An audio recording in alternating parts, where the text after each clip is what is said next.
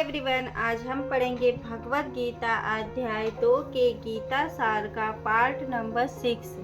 तो चलिए स्टार्ट करते हैं। यामिमां पुष्पितां वाच्यं प्रवदन्त्य विपश्चितः वेदवादरताः पार्थ न्यायदस्तिति वादिनः कामात्मानः स्वर्गपराः जन्म कर्म फलप्रदां क्रिया विशेष बहुलां भोगैश्वर्य गतिम प्रति।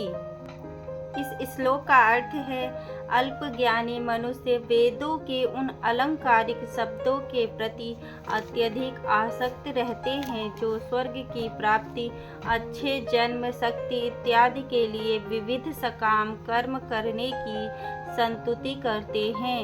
इंद्रिय तृप्ति तथा ऐश्वर्यमय जीवन की अभिलाषा के कारण वे कहते हैं कि इससे बढ़कर और कुछ नहीं है। इसका तात्पर्य है, साधारणतः सब लोग अत्यंत बुद्धिमान नहीं होते और वे अज्ञान के कारण वेदों के कर्मकांड भाग में बताए गए सकाम कर्मों के प्रति अत्यधिक आसक्त रहते हैं। वे स्वर्ग में जीवन का आनंद उठाने के लिए इंद्रिय तृप्ति कराने वाले प्रस्तावों से अधिक और कुछ नहीं चाहते। जहाँ मदिरा तथा तरुड़ियाँ उपलब्ध है और भौतिक ऐश्वर्य सर्वमान्य है, वेदों में स्वर्गलोक पहुँचने के लिए अनेक यज्ञों की संतृप्ति है, जिनमें ज्योतिष्टोम यज्ञ प्रमुख है। वास्तव में वेदों में कहा गया है कि जो स्वर्ग जाना चाहते हैं उसे ये यज्ञ संपन्न करने चाहिए, और अल्पज्ञानी पुरुष सोचते हैं कि वैदिक ज्ञान का सारा अभिप्राय इतना ही है। ऐसे लोगों के लिए कृष्ण भावनामृत के दृढ़ कर्म में स्थित हो पाना अत्यंत कठिन है। जिस प्रकार मूर्ख लोग विषैले वृक्षों के फूलों के प्रति बिना यह जाने कि इस आकर्षण का फल क्या होगा आसक्त रहते हैं, उसी प्रकार अज्ञानी व्यक्ति स्वर्गिक ऐश्वर्य तथा तज्जनित इंद्रिय भोग के प्रति आकृष्ट रहते हैं।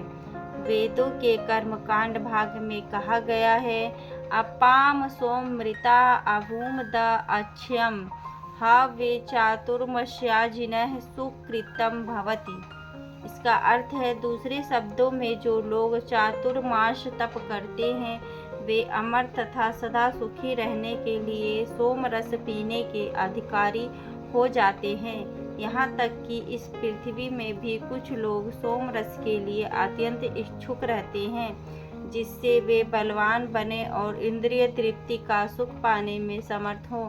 ऐसे लोगों को भवबंधन से मुक्ति में कोई श्रद्धा नहीं होती और वे वैदिक यज्ञों की तड़क भड़क में विशेष आसक्त रहते हैं। वे सामान्यतः विषयी होते हैं और जीवन में स्वर्गिक आनंद के अतिरिक्त और कुछ नहीं चाहते।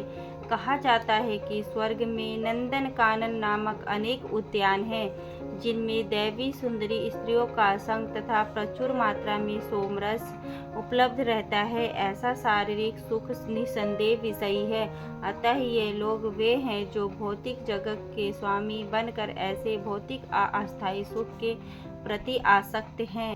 भोगै सच्र प्रसक्तानां तया प्रहित्र चेतसां व्यवसायित्मिक्ता बुद्धि समाधो न विधीयते।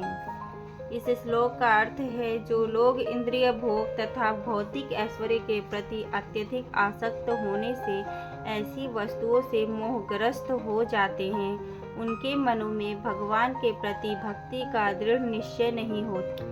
इसका तात्पर्य है, समाधि का अर्थ है स्थिर मन। वैदिक शब्दकोश निरुक्ति के अनुसार सम्यग् आधीयते अस्मितात्म तत्त्वयथात्म्यम्।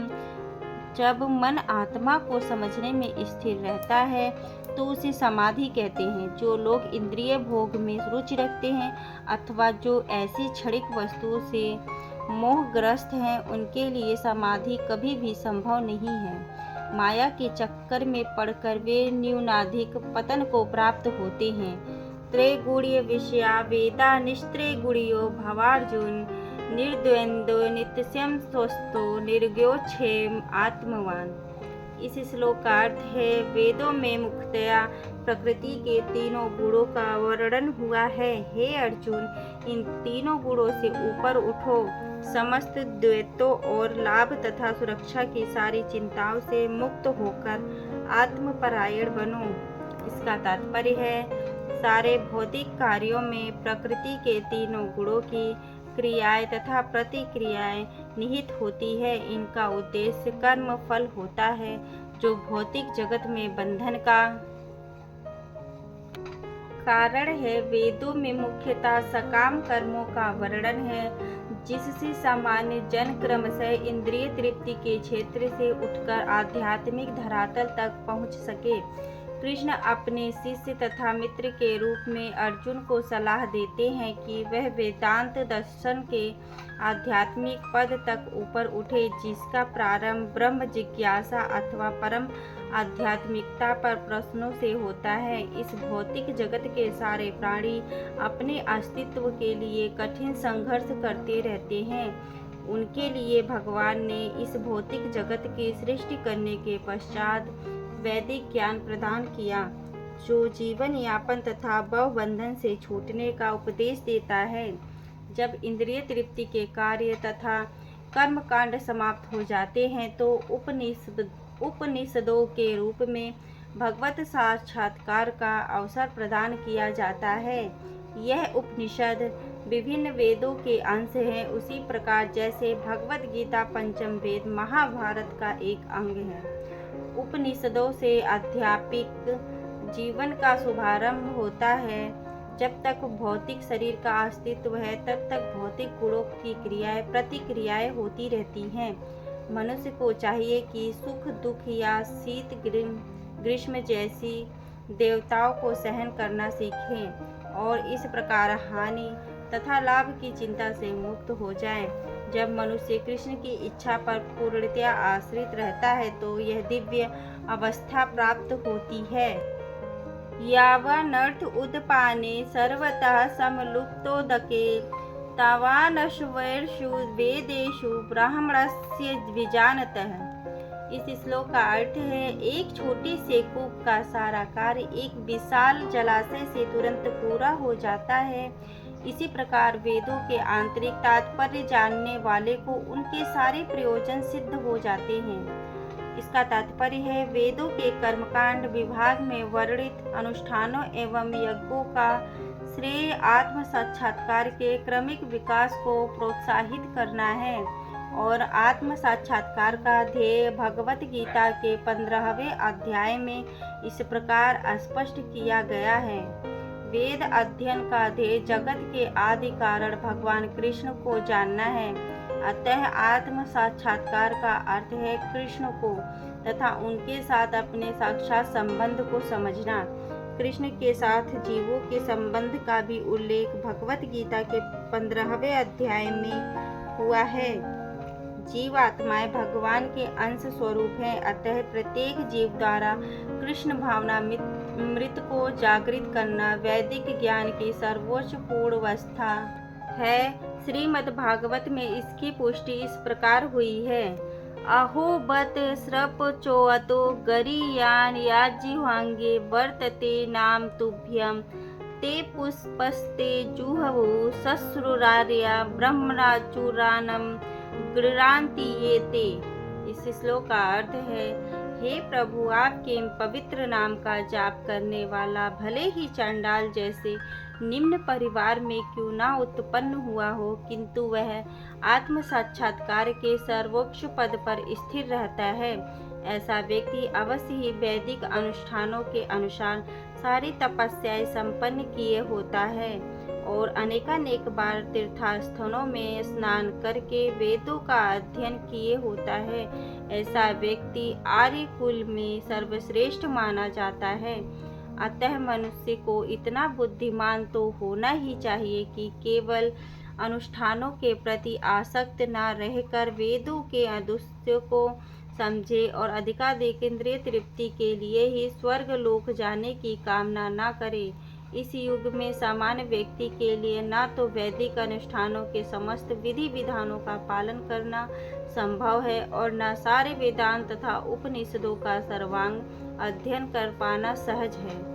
वेदों के उद्देश्य को संपन्न करने के लिए प्रचुर समय, शक्ति, ज्ञान तथा साधन की आवश्यकता होती है। इस युग में ऐसा कर पाना संभव नहीं है, किंतु वैदिक संस्कृति का परम लक्ष्य भगवान कीर्तन द्वारा प्राप्त होता है, जिसकी संतुप्ति परितमात्माओं के उद्धारक भगवान चैतन्य द्वारा हुई है।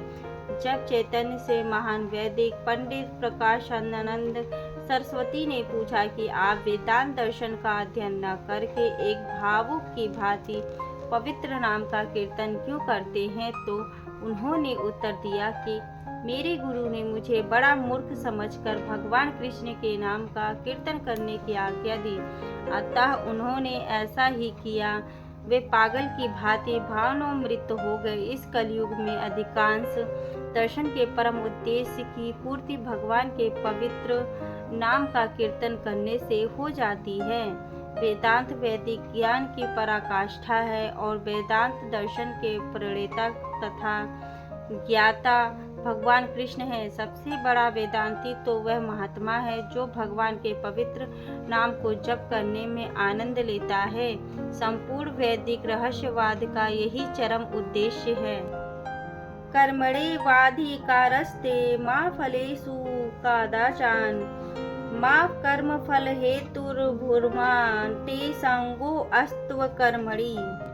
इस श्लोक का अर्थ है, तुम्हें अपना कर्म कर्तव्य करने का अधिकार है, किंतु कर्म के फलों के तुम अधिकारी नहीं हो।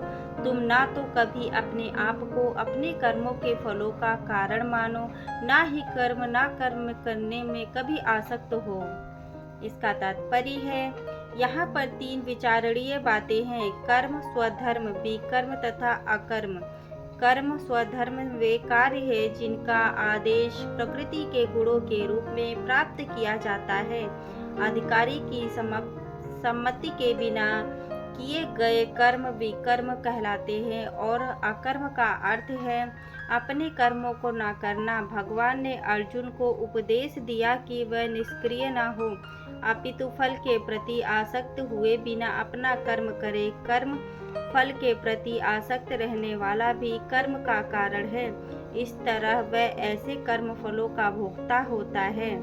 जहाँ तक निर्धारित कर्मों का संबंध है, वे तीन उप श्रेणियों के हो सकते हैं, यथा नित्य कर्म, आपातकालीन कर्म तथा इच्छित कर्म। नित्य कर्म फल की इच्छा बिना शास्त्रों के निर्देशानुसार सदोगुण में रहकर किए जाते हैं। फल युक्त कर्म बंधन के कारण बनते हैं, अतः ऐसे कर्म अशुभ हैं। हर व्यक्ति को अपने कर्म पर अधिकार है, किंतु उसे फल से अनासक्त होकर कर्म करना चाहिए। ऐसे निष्काम कर्म निस्संदेह मुक्ति पथ की ओर ले जाने वाले हैं। अतएव भगवान ने अर्जुन को फलासक्ति रहित होकर कर्म स्वकर्म के स्वरूप में युद्ध करने की आज्ञा दी। उसका युद्ध विमुख होना आसक्ति का दूसरा पहलू है। ऐसी आसक्ति से कभी मुक्ति पथ की प्राप्ति नहीं हो पाती। आसक्ति चाहे स्वीकारात्मक हो या निषेधात्मक, वह बंधन का कारण है। अकर्म पापमय है, अतः कर्तव्य के रूप में युद्ध करना ही अर्जुन के लिए मुक्ति का एकमात्र कल्याणकारी मार्ग था। योगस्थ कुरु कर्माणि संगम त्यक्त्वा धनंजय सिद्धे सिद्ध्योः समो भूत्वा समत्वं योग उच्यते। इस श्लोक का अर्थ है, हे अर्जुन, जय अथवा पराजय की समस्त आसक्ति त्याग कर समभाव से अपना कर्म करो। ऐसी समता योग कहलाती है। इसका तात्पर्य है, कृष्ण अर्जुन से कहते हैं कि वह योग में स्थित होकर कर्म करे। और योग है क्या? योग का अर्थ है सदैव चंचल रहने वाली इंद्रियों को वश में रखते हुए परम तत्व में मन को एकाग्र करना। और परम तत्व कौन है? भगवान ही परम तत्व हैं। और चूंकि वे स्वयं अर्जुन को युद्ध करने के लिए कह रहे हैं, अतः अर्जुन को युद्ध के फल से कोई सरोकार नहीं है। जय या पराजय कृष्ण के लिए विचारणीय है। अर्जुन को तो बस श्री कृष्ण के निर्देशानुसार कर्म करना है। कृष्ण के निर्देश का पालन ही वास्तविक योग्य है और इसका अभ्यास कृष्ण भावनामृत नामक विधि द्वारा किया जाता है। एकमात्र कृष्ण भावनामृत के माध्यम से ही स्वामित्व भाव का परित्याग किया जा सकता है। इसके लिए उसे कृष्ण का दास या उनकी दासों का दास बनना होता है। कृष्ण भावनामृत में कर्म करने की यही एक विधि है जिससे योग में स्थित होकर कर्म किया जा सकता है। अर्जुन क्षत्रिय है, अतः वह वर्णाश्रम धर्म का अनुयायी है। विष्णु पुराण में कहा गया है कि वर्णाश्रम धर्म का एकमात्र उद्देश्य विष्णु को प्रसन्न करना है। सांसारिक नियम है कि लोग पहले अपनी तुष्टि करते हैं, किंतु यहाँ तो अपने को तुष्ट न करके कृष्ण का तुष्ट करना है। अतः कृष्ण को तुष्ट किए बिना कोई वर्णाश्रम धर्म का पालन कर भी नहीं सकता। यहाँ तक परोक्ष रूप से अर्जुन को कृष्ण द्वारा बताई गई विधि के अनुसार कर्म करने का आदेश है। दूरेण हैवरम कर्म बुद्धि योगा धनंजय, बुद्धो शरणम मन विच्छ कृपणा फल हेतवः। इस श्लोक का अर्थ है, हे धनंजय, भक्ति के द्वारा समस्त गर्हित कर्मों से दूर रहो और उसी भाव से भगवान की शरण ग्रहण करो। जो व्यक्ति अपनी सकाम कर्म फलों को भोगना चाहता है वे कृपण है। तात्पर्य है इसका, जो व्यक्ति भगवान के दास रूप में अपने स्वरूप को समझ लेता है वह कृष्ण भावनामृत में स्थित रहने के अतिरिक्त सारे कर्मों को छोड़ देता है। जीव के लिए ऐसी भक्ति कर्म का सही मार्ग है। केवल कृपण ही अपने सकाम कर्मों का फल भोगना चाहते हैं, किंतु इससे वे भव बंधन में और अधिक फंसते जाते हैं। कृष्ण भावनामृत के अतिरिक्त जितने भी कर्म संपन्न किए जाते हैं वे गर्हित है, क्योंकि इससे कर्ता जन्म मृत्यु के चक्र में लगातार फंसा रहता है। अतः कभी इसकी आकांक्षा नहीं करनी चाहिए कि मैं कर्म का कारण बनूं। कृष्ण भावनामृत में हर कार्य कृष्ण की तुष्टि के लिए किया जाना चाहिए। कृपणों को यह ज्ञात नहीं है देववश या कठोर श्रम से अर्जित संपत्ति का किस तरह सदुपयोग करे। मनुष्य को अपनी सारी शक्ति कृष्ण भावनामृत अर्जित करने में लगानी चाहिए, इससे उसका जीवन सफल हो सकेगा। कृपणों को की भांति अभागे व्यक्ति अपनी मानवीय शक्ति को भगवान की सेवा में नहीं लगाते। बुद्धि युक्तो जहाति उभे सुकृति दुष्कृते, तस्माद् योगाय युजस्व योगा कर्मसु कौशलम। इस श्लोक का अर्थ है, भक्ति में संलग्न मनुष्य इस जीवन में ही अच्छे तथा बुरे कार्यों से अपने को मुक्त कर लेता है। अतः योग के लिए प्रयत्न करो, क्योंकि सारा कार्य कौशल यही है। इसका तात्पर्य है, जीवात्मा अनादिकाल से अपने अच्छे तथा बुरे कर्म के फलों को संचित करता रहता है। फलतः वह निरंतर अपने स्वरूप से अनभिज्ञ बना रहा है। इस अज्ञान को भगवत गीता के उपदेश से दूर किया जा सकता है। यह हमें पूर्ण रूप भगवान श्री कृष्ण की शरण में जाने तथा जन्म जन्मांतर कर्म फल की श्रृंखला का शिकार बनने से मुक्त होने का उपदेश देती है। अतः अर्जुन को कृष्ण भावनामृत में कार्य करने के लिए कहा गया है, क्योंकि कर्म फल के शुद्ध होने की यही प्रक्रिया है। राधे राधे। भगवत गीता अध्याय 2 के गीता सार का अगला वीडियो आपको नेक्स्ट पार्ट में मिलेगा। Thank you so much.